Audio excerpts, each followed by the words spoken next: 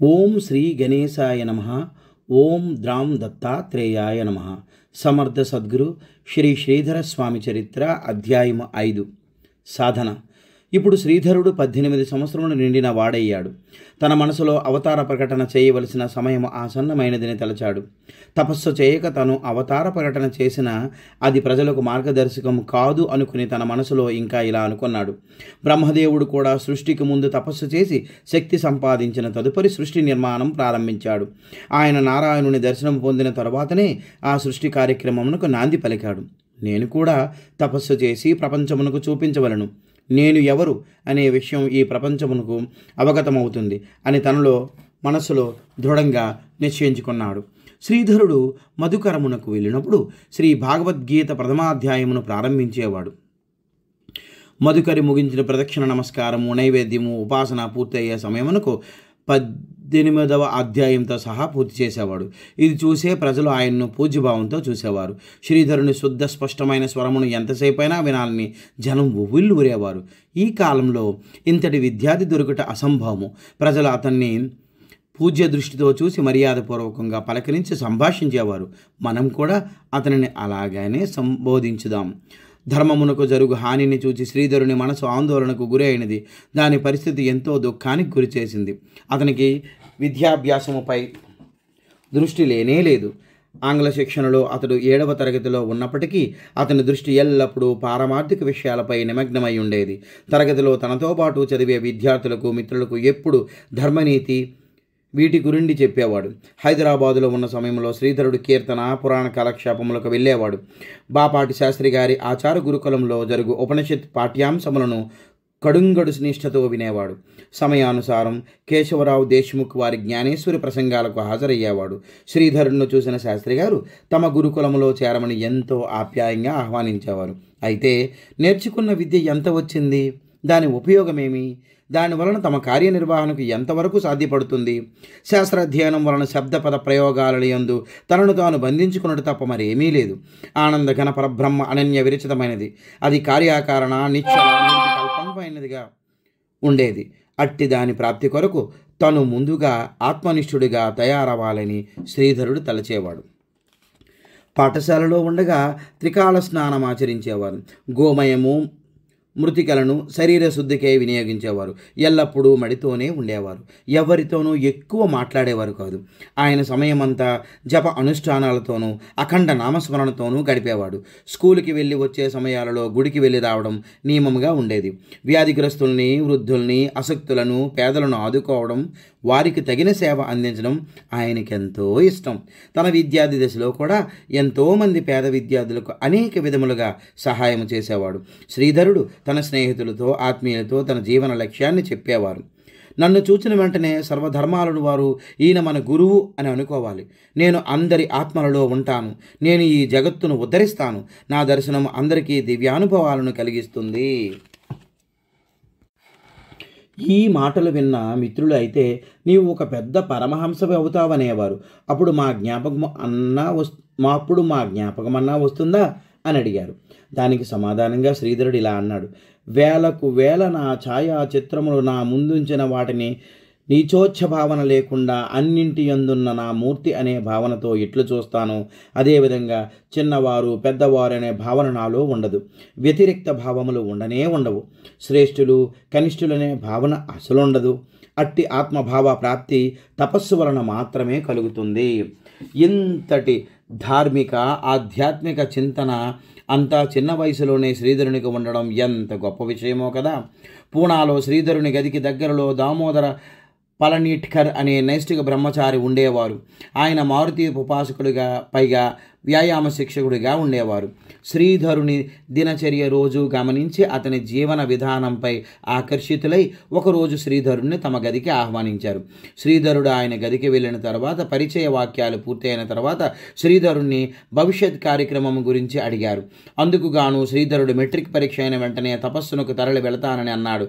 అందుకు గాను దామోదర్ గారు తపస్సుకి వెళ్ళేవాడు మెట్రిక్ దాకా ఎందుకు ఆగడం అని ప్రశ్నించారు. ఈ ప్రాంతాలలో తపస్సుకు అనుకూలమైన ప్రదేశాలు ఏమైనా ఉన్నాయా అని అడిగాడు శ్రీధరుడు. నాకు తెలిసి కావలసినన్ని స్థలాలు ఉన్నాయి. వాటిలో శ్రీ సమర్థ రామదాస స్వామి సజ్జనగడ స్ఫూర్తిదాయకంగా ఉంటుంది. శ్రీ సమర్థ రామదాస స్వరూపము మరియు శ్రీరామ ఉపాసన శ్రీధరుడికి జన్మ సంస్కారంగా ఉన్నవే. అందువలన సమర్థుల వారి క్షేత్రం సజ్జనగడ అతని మనస్సును ఆకర్షించింది. పళనీటేకర్ గారు శ్రీధరునిలో గల ఒక తేజస్సును గమనించి అతనితో ఇలా అన్నారు. దానికి ముందుగా అతని చేతిరేఖలను పరీక్షించారు. ఆయనది జ్యోతిషంలో కూడా అందివేసిన చెయ్యి. అతని హస్తరేఖలు చూచిన వెంటనే ఇతను నివృత్తి మార్గంలో ఒక గొప్ప యోగిగా వెలుగొందుతాడు అనే విషయం స్పష్టంగా తెలియజేసే ఒకానొక రేఖను కనుగొన్నాడు. అంత ఆయన నీవు తపస్సు చేయాలనే ఉద్దేశంతో ఉండగా ఈ లౌకికమైన మెట్రిక్ పరీక్షల వలన లాభమేముంది? అందువలన ఆ తపస్సుకి ఇప్పుడే వెళ్ళవచ్చు కదా అన్నారు. శ్రీధరుని జీవితం అద్భుతమైన మలుపులు తిరగబోతోంది. ప్రతి సంఘటనకు ముందు వెనుక పూర్వాపరాలు ఉంటాయి. వాటి కూర్పు విధాతకే తెలుస్తుంది. వాటి అవగాహన లేకపోవడం వలన సామాన్యులు కర్తృత్వ అహంభావాన్ని పొందుతారు. ఇచ్చట శ్రీధరుని జీవితంలో రాబోయే అత్యంత ముఖ్యమైన ఈ ఘట్టానికి నాంది దామోదర్ పలంటేకర్ గారి ద్వారా ప్రారంభమైంది. ఆయన శ్రీధరుని తపస్సుకు వెళ్ళమని ప్రోత్సహించారు. ఆ సమయం ఆసన్నమైంది. అది దామోదర్ గారి ద్వారా ప్రకటమైంది. విజయదశమి బుధవారం తపస్సుకు బయలుదేరుటకు ముహూర్తంగా దివ్యంగా ఉందని ఆ రోజు శ్రీధరుని తపస్సు చేయడానికి బయలుదేరమని ప్రోత్సహించాడు. ఆ సంవత్సరం ఆశ్వీజ మాసంలో బుధవారం విజయదశమి శుభదినం. ప్రతిరోజు వలననే శ్రీధరుడు తన నిత్యానుష్ఠానాన్ని ముగించాడు. ఏకాగ్ర చిత్తంతో క్షణకాలం భగవంతుని స్మరించాడు. ఇక ఈ దేహం భగవంతునికి అర్పితం కావాలనుకుని కాగితము కలము తీసుకుని ఈ విధంగా రాశారు. 1. అమరణ పర్యంతం అస్ఖలిత బ్రహ్మచర్యమును పాటించెదను. 2. ధనమును స్పృశించను. ఎవరైనా ఆదరంతో ఇచ్చిన దానిని పరోపకారమునకు వినియోగిస్తాను. 3. మఠాధిపతి వలె ఎచ్చటనూ ఉండను.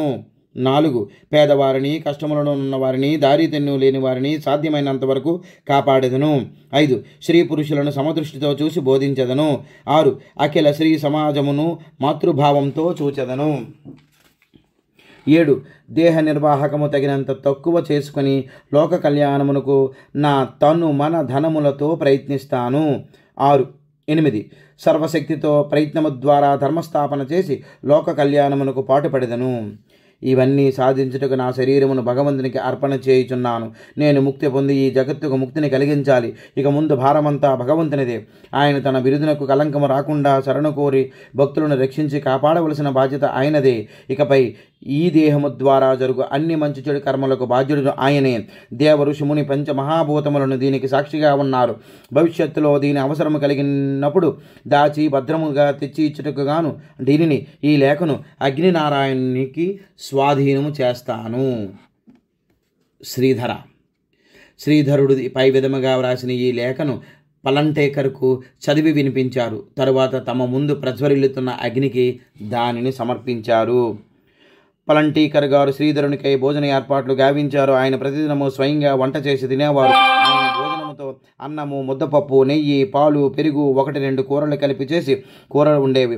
కానీ ఆ రోజు శ్రీధరుడు తపస్సుకు వెళ్ళే రోజు కావడం చేత వీటితో పాటు పాయసము, కేసరి ఇత్యాది వంటలు కూడా చేశారు. పలంటీకర్ దృష్టిలో ఇవే చివరి పండుగ. ఆయన ఆ తర్వాత 12 సంవత్సరాలు ఎట్టి మృష్టాన్న భోజనము చేయలేదు. శ్రీధరుడు తపస్సుకు వెళ్ళడం వలన అది అతని శరీరమునకు శిక్షాగుడిచే ఆయన తన వంతు దీక్ష అప్పటి నుంచి రాబోయే ఏ పండుగ దివసాన 12 సంవత్సరాల మృష్టాన్న భోజనం చేయనని ప్రతిజ్ఞ పూనారు.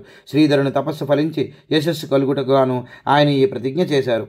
మంచి పనులకు గాను సహృదయుల ప్రోత్సాహం ఎప్పుడూ ఉంటుంది అనేదానికి ఇది ఒక తార్కాణము. భోజనాలు జరుగుతున్నాయి. కానీ శ్రీధరుని మనస్సు అందు లగ్నం కాలేదు. ఆయన మనసు ఎప్పుడూ సజ్జనగడ చేరుకున్నది. పలంటీకర్ ఇంట్లో జరుగుతున్న విందుకు మరికొందరు కూడా వచ్చారు. వారిలో ఒకరు శ్రీధరుని తపస్సు విషయం తెలిసి వలంటీకర్తో ఇలా అన్నారు. గురువు లేకుండా మంత్రోపదేశం కాదు, మంత్రోపదేశం కాకుండా దీక్ష సఫలము కాదు. కావున శ్రీధరునికి గురువెవరు? గురువు లేని పారమార్థిక ప్రయత్నము ఫలశూన్యమవుతుంది. శ్రీధరుడు గురువును విషయంలో ఏమి చేస్తారు? దీనికి పలంటీకర్ గారు ఈ విధంగా జవాబిచ్చారు. గురువు తన ముందు సాక్షాత్ శరీరంతో లేకపోయినా కూడా మంత్రదీక్ష తీసుకొనవచ్చును. ఆ పద్ధతి ఇలా ఉంటుందని వివరించసాగారు.